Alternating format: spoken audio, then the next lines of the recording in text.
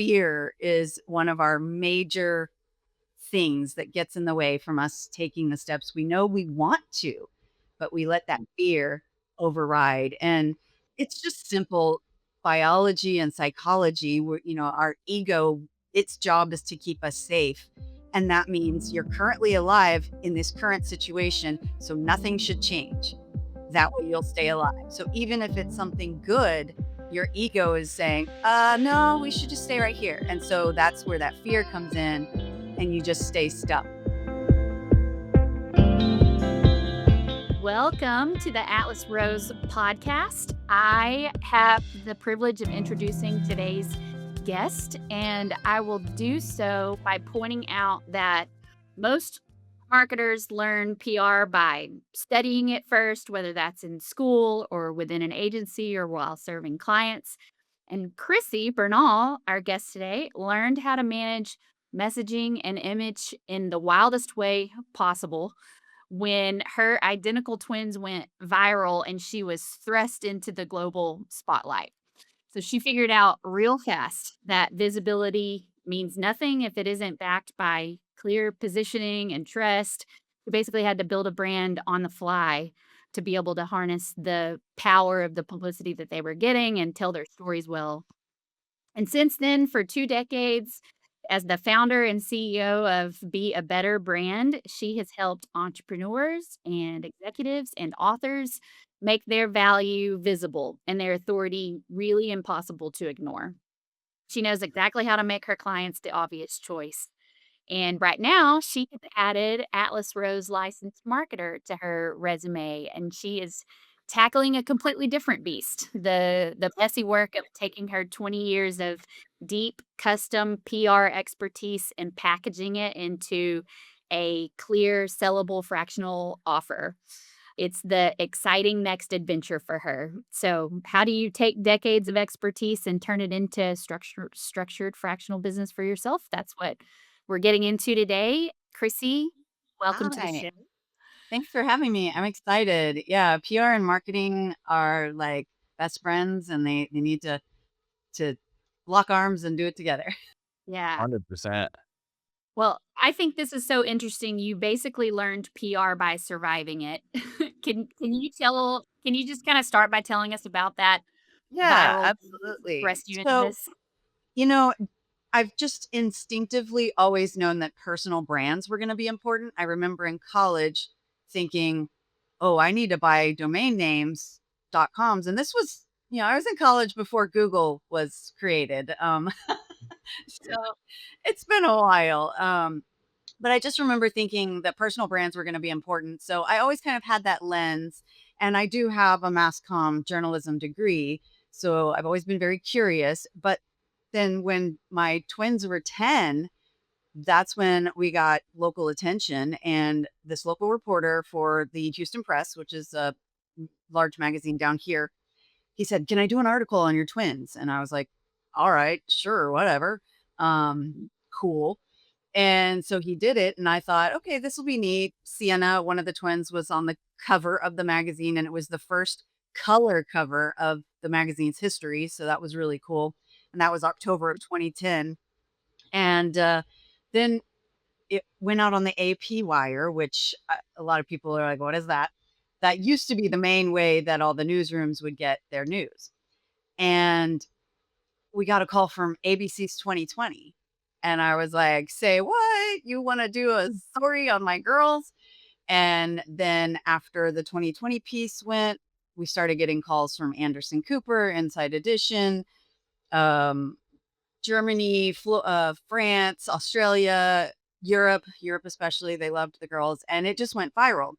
And, I remember thinking, "Okay, I don't know what the girls wanna be when they're grown-ups, but I do know this personal brand thing is important, so let's go ahead and create personal brands for them," even though, again, they were only 10.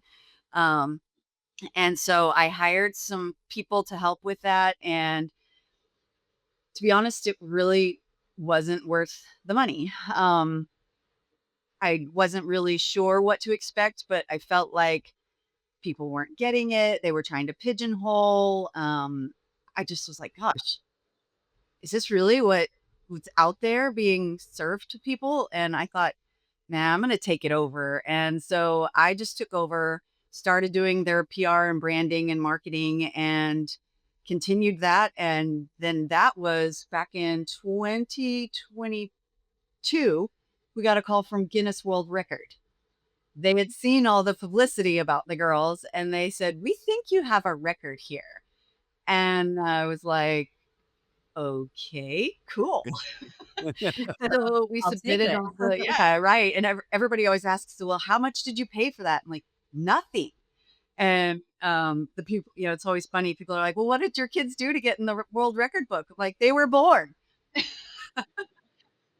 So it's really cool. We submitted all the medical paperwork and talked to their geneticists and did all the behind the scenes stuff. And turns out the girls have two Guinness World Records. So rarest discordant twinning and biggest height difference between living identical twins. And Wow, it's that's it's a, incredible. it's been a really fun trip. And it's a the power of telling a good story, consistent publicity, consistent intentional publicity and marketing. We've always been very intentional about the story angles that were allowed to be talked about. And we were always very adamant about not positioning Sienna with her diagnoses as a victim or, oh, sorry for me.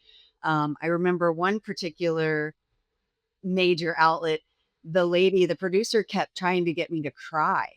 And I do not like performative things. I can't stand that. And I was like, no, I'm not gonna cry. And she goes, "That it doesn't make you sad to think about?" Like, no, not at all. My faith carried me through this whole thing. I was good. And so it was just funny because yeah, they tried to get me to cry. Oh, man. Well, that takes off one thing on my list to get you to do, all right? Work. Yeah.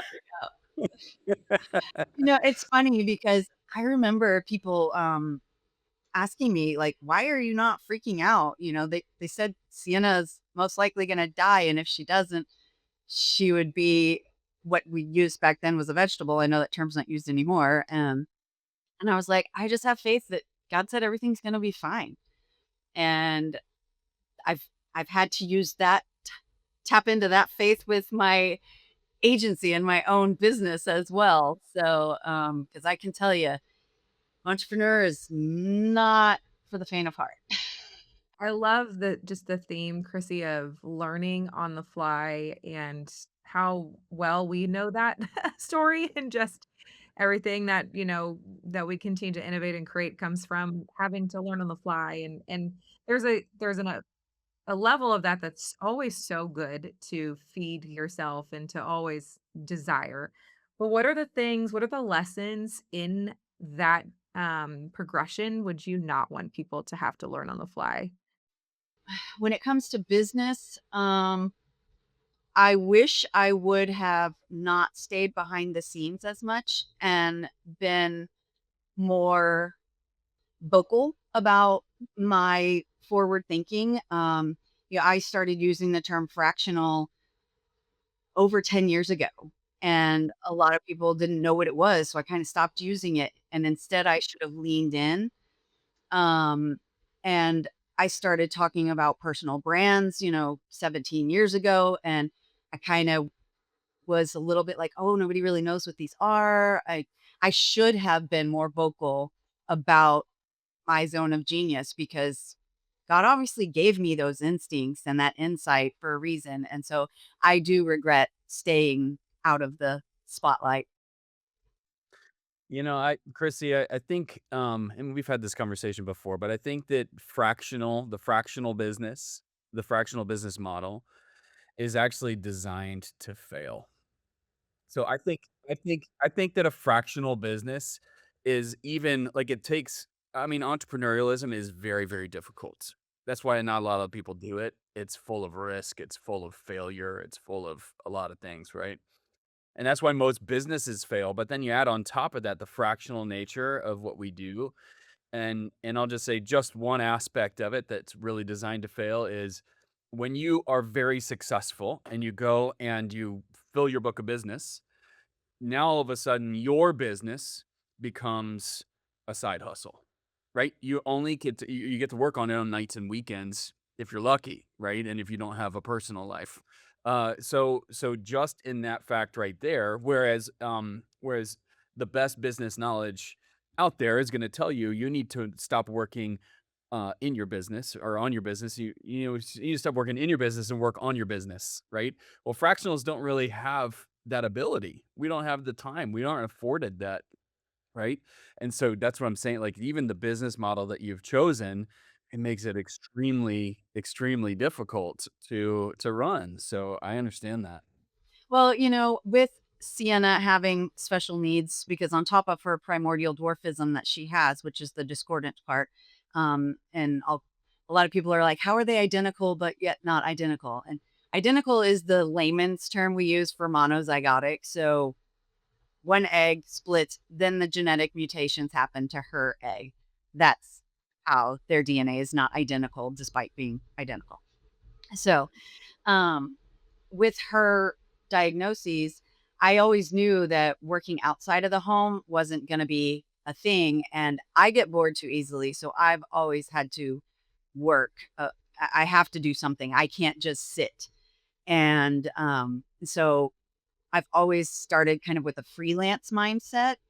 And that's another thing that I wish I would have shifted earlier, is shifted from a freelance mindset to an agency owner, or even leaning further into the fractional side where I'm integrating into a company rather than just being a practitioner. And of course, when you're learning how to do things, you've got to do all the things. But I do wish that I would have flipped out of that freelance mindset that caused me to undercharge and give away too much for free and just not take myself as seriously as I should have. Yeah. I wonder even from your perspective, do you feel like when you made the shift from freelance to agency owner or fractional, just really business owner in that sense, that it actually allowed you to retain clients longer or establish those things that kind of led to that longevity? Because I imagine the nature of freelance feels a little bit more, again, free flowing. You're not as grounded in your product suite. You're not as grounded in a lot of things. And so it's a little bit of I'll do this and that and dabble. Client retention wise, no. I've always over delivered, and so people stick with me. Uh, and I think what it was though was, so about 7 years ago, I think it was, one of my then clients asked me to come on board to run their marketing division. And I thought, you know what? That might be nice to not chase the invoices, chase the business. Good insurance. Wow. Okay. Yeah, let's try this. So I went on board with them. Not kidding. They laid me off twice within 2 years. And I had closed my book of business. And I thought, well, this sucks. Yeah. Out of the blue, somebody just took all of my income opportunity away. And it was an agency, and I thought, you know what? I saw how that agency ran. I know I can do a better job, and I know the kind of culture I wanna build. And so it was 2/2 of 22. And literally that switch, I went from screw the freelance mindset to I'm going full on CEO. Here we go. And we were able to double revenue year over year the first 3 years, and went from 0 to 4 team members in just a short amount of time. Chrissy, I think I hear in you and your story is you you invest in something, you could do it better because you're capable and have that vision that you're kind of a visionary. And then you're building a business, but I would imagine part of that struggle and kind of what you're saying is like you need to be in a spot where you're serving at your highest and best use and figure out how to scale yourself and put the right people in place to help you set you up to do the thing that you need to be doing as the founder and leader of your company. Is that or speak to that a little bit? Would you describe that as like your next phase in business is figuring out how to do that and put yourself in a position where you don't have to feel like you are doing everything? Yes, that's what I'm in the process of doing now is getting, this is lots of lessons here that other people can learn from. Build before you grow. So I really wish that I would have put all our systems in place first. I think the reason why I didn't do that is because knowing myself, I probably would have gotten stuck in perfection mode. And so I would have just delayed and then it would have just stagnated. So, I mean, I know there are good sides and bads, but I think maybe I wish I would have done it a little bit before now because yeah, I still struggle, and I know that with how I was created, the way I need to work, things have to be really organized and systematized, and so that's why it's felt so stressful in this growth period is because they're not, and so it feels like tabs are open in my head, and so that's why I loved getting and adding the Atlas Rose piece because I could close some of the tabs. Such a great analogy. Thank you for giving us that. I mean, you know, I'm starting to see all these memes about the high achieving women who were considered the gifted and talented back in the 80s and 90s, and how now they're discovering that we have ADD and have always had ADD. And I'm like, yeah, that tracks. That's Well, why I get bored. I resonate with the all the tabs open, but you know how you can, like, group your tabs in Chrome?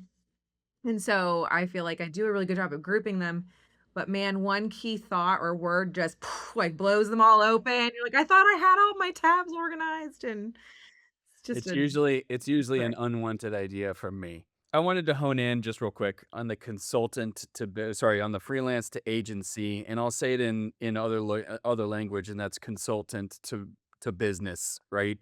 Or this consultancy to actually a real business. I talk with a lot of CMOs, fractional CMOs, and that is a very common issue. And there are folks on different ends of the spectrum as it relates to whether they're trying to become a business or not, right? So it's funny because you'll talk to, I'll talk to a fractional CMO that's got two clients and has had them for maybe a year or something, and they've arrived. That's it. That's all they want, and that's all they can handle, and that's fine. That's good, right? I'm not saying that that's wrong in any sort of way. It is a risky way of running a business, though. I mean, at the end of the day, it's still a business, right? So, but it's a risky way. Like for me, that's a risky way of doing it because when I've got my eggs in two baskets, right, or likely one of those is larger than the other, that can be scary, and, for me, I have a large family, and to That's put an all my eggs. understatement. Yeah. If for me to put all my eggs in one basket, that's why from the get-go for Atlas Rose, for me, as I was creating it, and Monica and I have been building it, it's always been about creating a business. So this idea of just being a single consultancy, a one-man shop, has just never been there. But that transition, I'm noticing that there's a trend towards I'm gonna go out there, I'm gonna be a freelancer, I'm gonna do this fractional CMO thing because I got laid off of a job, or I could do this on my own or whatever. And then realizing that's a little bit more difficult. People wishing that they had team around them, and then realizing there's a lot more to it than just going out there and serving clients. There's a lot to figure out. And taxes still have to be paid, and you still have to, uh, put the proverbial buy the proverbial, toilet paper, right? So, all these things have to be done, and so I like what you said. It was just a mindset shift for you to go from freelance to agency. You just shifted your mindset towards what it was that you were trying to build, what you're trying to be, and so whether it's from consultant to business or fractional CMO to fractional CMOs, right? An agency of fractional CMOs, whatever that shift is for our audience, I would encourage them, and I would encourage them to go the path that you've gone, and to make that shift if that's what your goal is, and if you expect to be able to get long term, to do this for a long term. It has to be thought of as a business. It has to be, right? So what were some of the things that you gained? We touched on it just for a second, but what were some of the things that you gained by going from freelance mindset to agency? Well, sometimes being a freelancer or a solopreneur, as some people call it, it's lonely. Um, and so having a team was nice. Um, Another thing I gained by that switch is I no longer handle some of the tedious things that I just hated doing, like scheduling social media posts and, those sort of things that just I didn't find fun. Setting up the physical funnels and bleh, I don't like that stuff. And it has allowed me to be more creative and actually step more into the visionary role. And I mentioned this in our meetings that we have.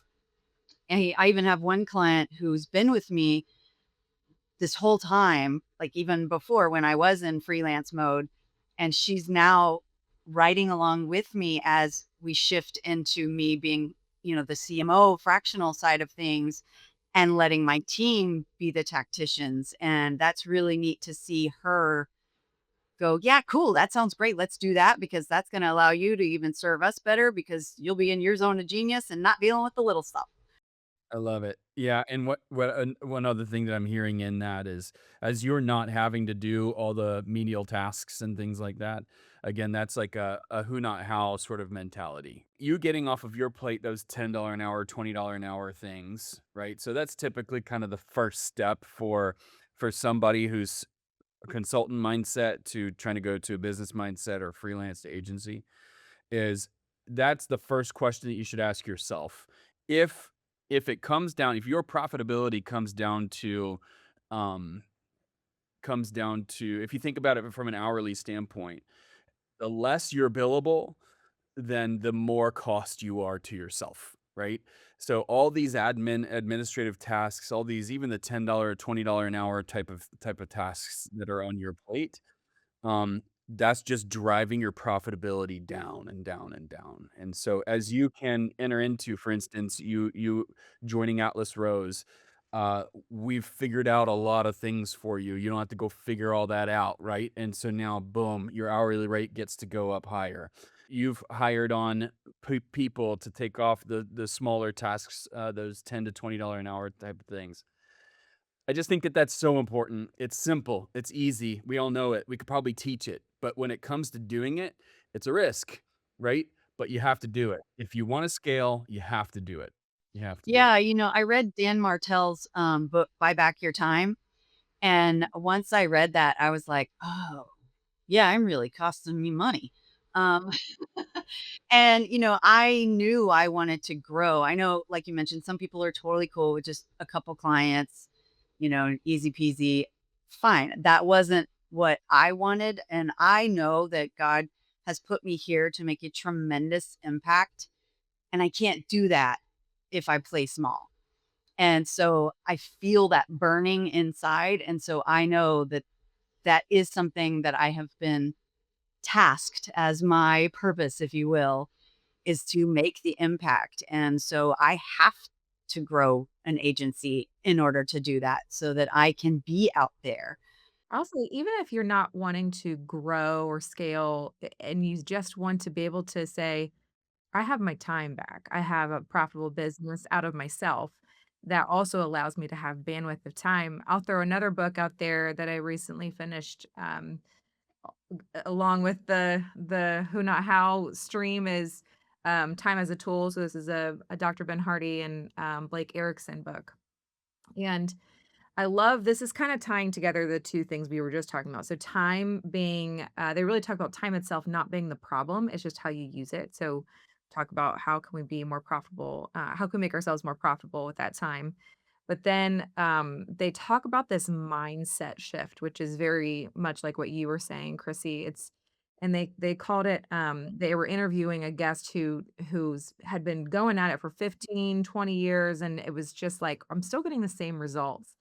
And one day he just decided, I'm going to go pro. And going pro, just it was just again, it was just a shift. It's not like someone gave him an award. It was like he just decided, I'm going pro. And what that meant to him was, I'm going to take ownership of outcomes rather than blaming all my circumstances. I'm going to plan my time intentionally instead of reacting to whatever's urgent, whatever the client's driving you to react to. That's probably one of the biggest offenders.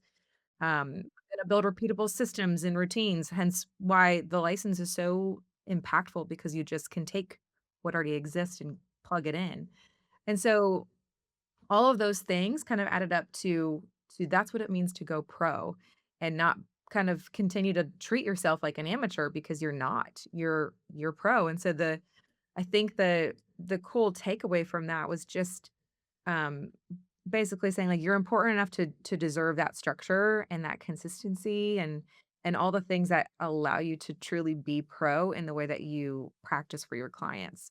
That gives you freedoms outside of how much you want to scale. That gives you so many freedoms. So I really recommend that book. It's so simple and it's actually very quick. But it changes your mindset when you think about what have I been how have I been operating in a way that's not allowing me to just go pro. Yeah, and I know a lot of people, I hear this from a lot of people, but I can't afford to hire, or that's gonna cut into the bottom line.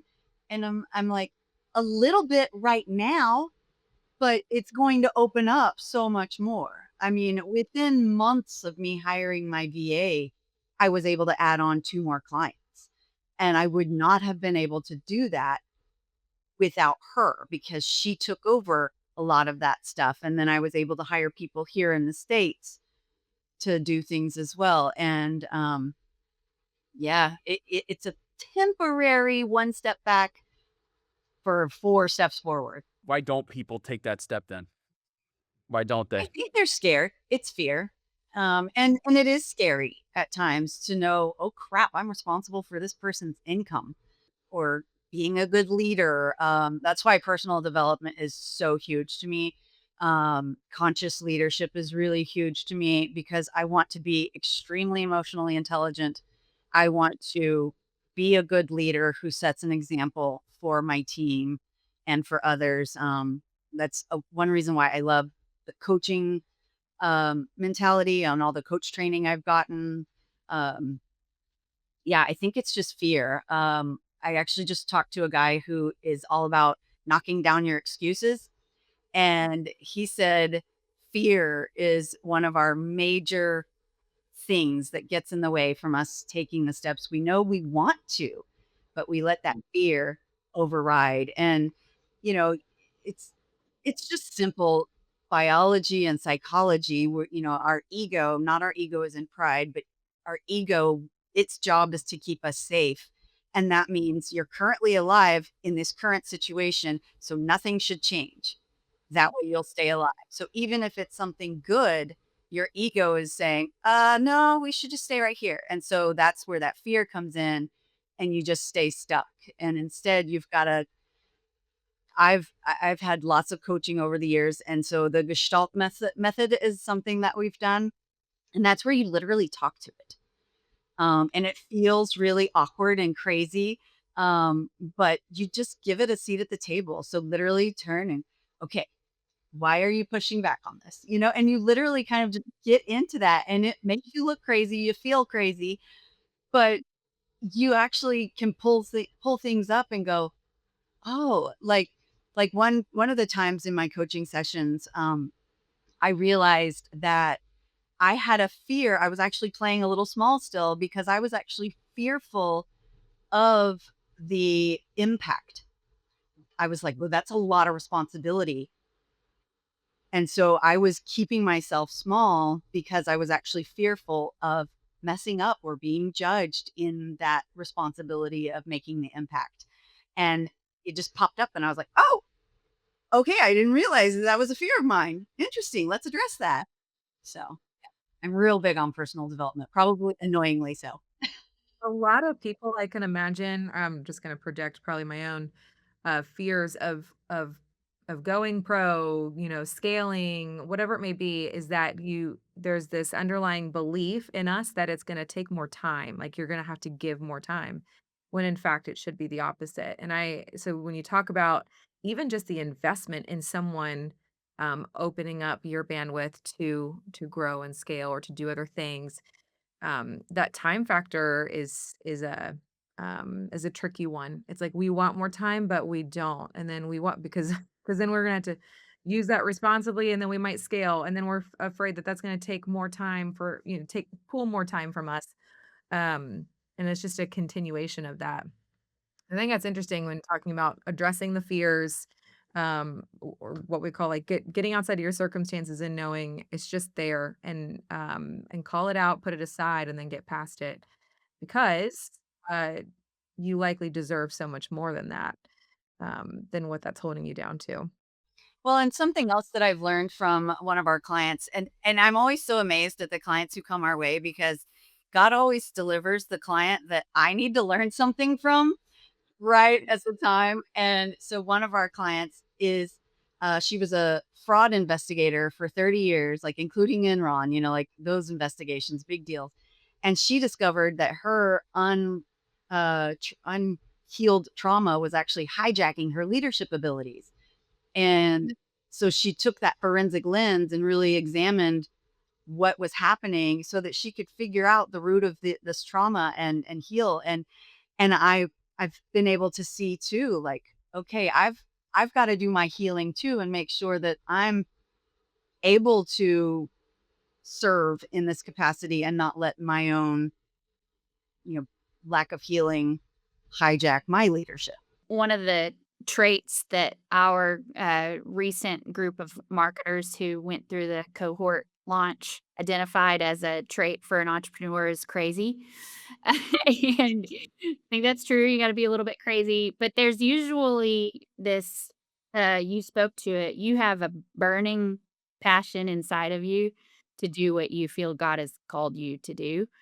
And I think, most entrepreneurs have a version of that, of something that they're willing to be crazy, to take this risk, to do this thing, and the what comes with that the flip side of that is you have this self-sacrificing mentality that you're willing to do because you're gonna make this happen, you're gonna figure it out, and you're gonna do it, and that's where I hear you, describing that, like, you can quickly get to burnout because you don't have time, you are limited, your capacity is limited. And so I'm thinking about our audience, but for those solopreneurs who want to grow, they want to steward the calling responsibly. They have a couple of levers that they can pull. And the obvious ones are, well, just serve more people, make more money because you're serving more people, but your time is finite and it's limited. And that's what I want. And I'm hearing in you and things that you've learned, but that I want people to know is that there are other levers, there are different levers. And that's where the systems come in, the things that allow you to buy back your time, so that you can multiply and you can do that without burning out, without becoming the worst version of yourself because you're not um, able to be refreshed and renewed and have time to do the things that you need to do to put you in your best place to live out that calling. Yeah, I've been really blessed that some of, our clients, we have a no jerks rule. So if you're a jerk, you cannot be a client of ours. And honestly, emotional intelligence is one of our, like, you have to be emotionally intelligent. Otherwise, I don't really want to work with you.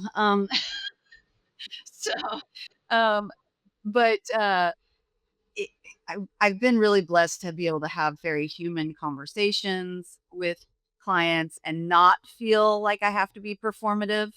I can just be an authentic leader. And I, one of the things I'm working on is not perfection, elegance, but not perfect. That's what I'm striving for. So, yeah, because that's one of the lessons too. Lots of lessons. I found myself taking too long for proposals. And so I was losing deals because I was taking forever to get these proposals because I was stuck in perfection mode and overthinking mode and then, the paralysis by analysis. And it's something I still struggle with, just not as bad as I used to. And so, having the systems like what you talked about, that nips that in the bud. And that the perfectionism is like a nice way of talking about your fear again, right? Because you're afraid of putting something out there that they will not like and accept, and that fear puts you in this waiting pattern and this constant loop of perfectionism. With perfectionism has this kind of positive connotation to it, but it's also the thing that can kill our businesses. It can kill progress, right? I'm thinking as you were talking about fear, I was thinking about our some of our core values. So two of our core values are adventure and divergence. So divergent. And those 2 kind of fly in the face of fear, and I was trying to think, like, you gave us some good tips for how to get past your fear, and one of them sitting down, having it bringing it to tea, right? Having tea with your fear and having a conversation. I love that. I think that's very, very practical and excellent. But I'm almost wondering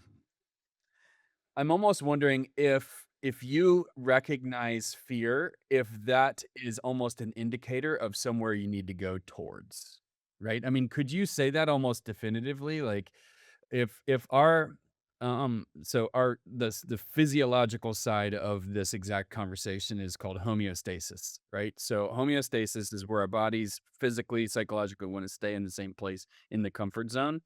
And then I was thinking about, hopping on the Peloton. When is my homeostasis the most active? It's right before I get on the bike. And in the first 5 minutes of my ride, my body's literally screaming, everything hurts, right? All this stuff. I think you play that out in the business world all the time, and certainly in leadership and in our personal lives. But anyway, that's what I was kind of wondering. Like, obviously, in exercise, that fear, that homeostasis, is the thing we have to get over to find gains.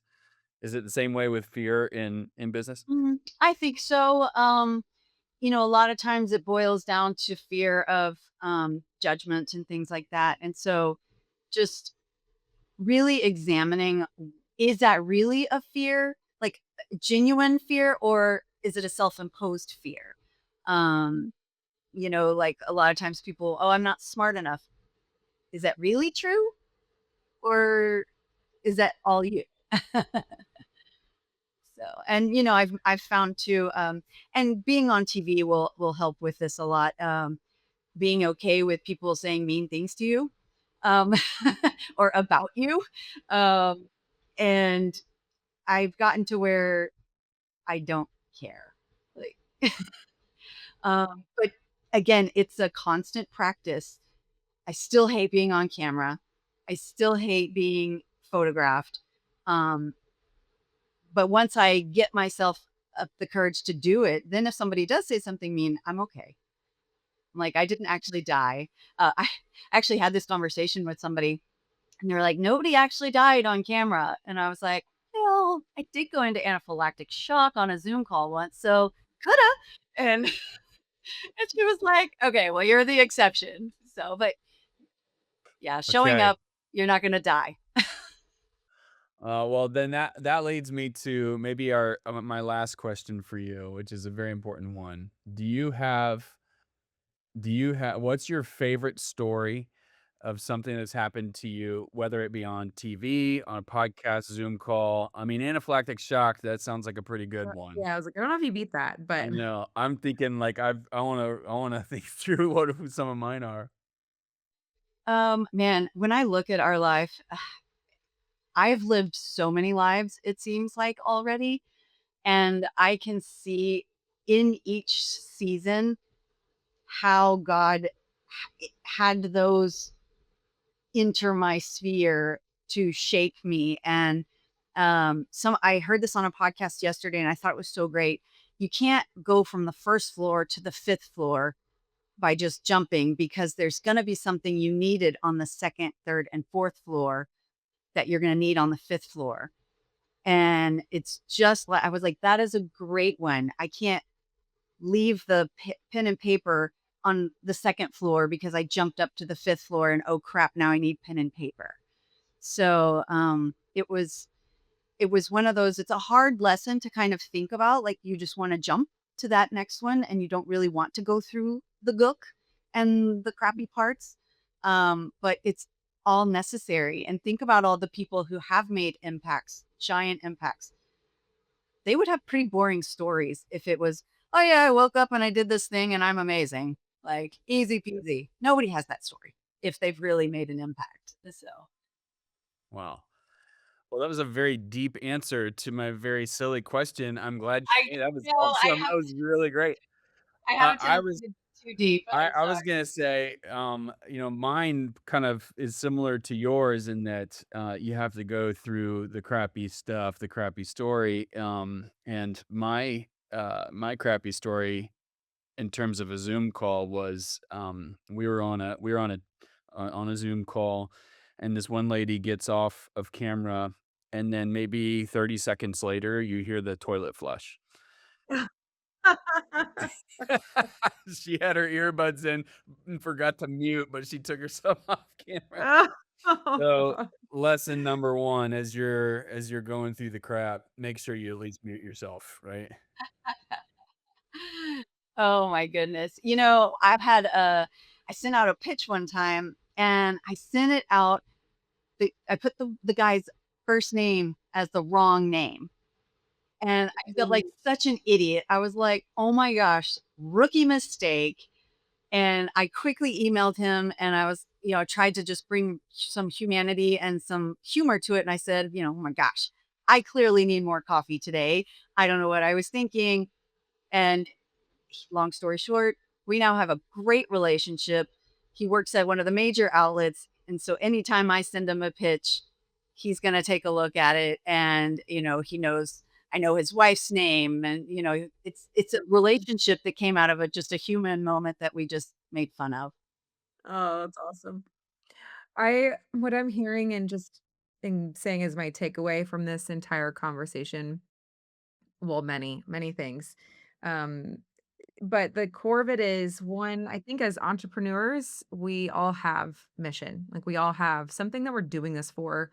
Some reason we want to take up the banner of the ridiculous days and hours of what it takes to build something and put ourselves in front of people and really be vulnerable to that moment over and over and over again all the time. So there's a reason that we're doing it. So there's a mission. Um, 2, there's inevitably failure, and we are going to experience failure, different flavors of it as we progress and grow and learn. And I think the thing we've parked on is not all failure has to be had. Like it could be that you took someone else's failure and that now no longer has to be yours. You have another version that's coming that you get to pour into someone else later. But that expedites our ability to grow and get to where we're going and really proclaim that mission better.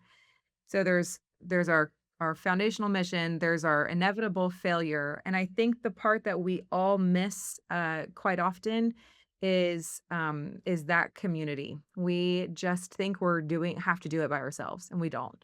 We have we have plenty. There's plenty versions of this, whether it's in book, in actual communities like we have in our ARLs, or community just in wherever you're gonna find it, and knowing that there are people who have gone before you and failed on your behalf, and have succeeded on your behalf, both sides of the coin. And we forget to plug that into the formula that we will continue to ride those themes forever in all of our 100%, 50%, 30% growth year over year, whatever that looks like. And, I think it's just that's the part I don't want anyone to walk away forgetting is that piece of the formula we deserve, we're created for community. And that's gonna help us, I think, just expedite the journey without missing all the things that we wanna experience along the way. Yeah, I love that you pointed that out about fears too, and failures. I mean, I love that when you're in a community, you can hear the stories of other people's failures, and then it takes a little bit of the sting away from you feeling like, oh man, I failed at this. I'm a loser. I suck, or whatever you want to say about yourself. But when you're in a community and you are sharing the struggles and being honest about things and not just like what you see on Instagram, that really, really helps and it makes you feel less alone and less, stuck really. And I'm a very imperfect person. I know that like I strive for personal development, but I'm fully aware that it is a minute by minute practice sometimes. You and me both. Well, thank you, Chrissy. This has been a really good conversation and excited to put it out there for the masses to hear and learn from conversation that we're having.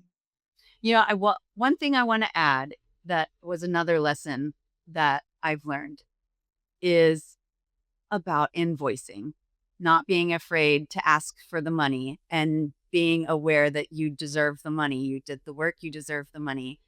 And I have let way too many people pay late or not pay at all and then ghost me.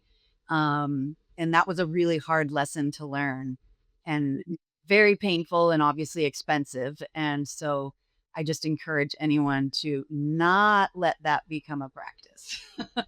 Yeah. So learn You from won't my be mistake and you don't won't do be that. in business long. Yeah, exactly. That's a really good one. It sounds simple and silly, and for those that might be getting into the business for the first time, that might even feel like an obvious one. But it's not. It's not, right? And so it's invoicing. It's invoicing what you should. The client is always, whether it's well-meaning or not, is always gonna to look for leverage points. They're always gonna, find ways to get it cheaper or get out of something. You're always gonna experience something like that. Not that every client's gonna do that, but you will always experience something like that when you're in this line of business. And so recognizing your worth, sending the invoice and making sure your accounts payable is up is good and exactly the right thing to advise. But also just put a process to it so you don't that's not even an option, right? Get your terms nailed down, stick to those, don't slide. Just when the more things that you can put into process, the less things are in your emotions. And that's the whole idea of going from a freelancer to an agency. Freelancers are highly emotive. Agencies are not. Consultants have a lot of emotions wrapped into figuring things out every day. Businesses don't because they've gotten into that practice. So it's awesome. Perfect.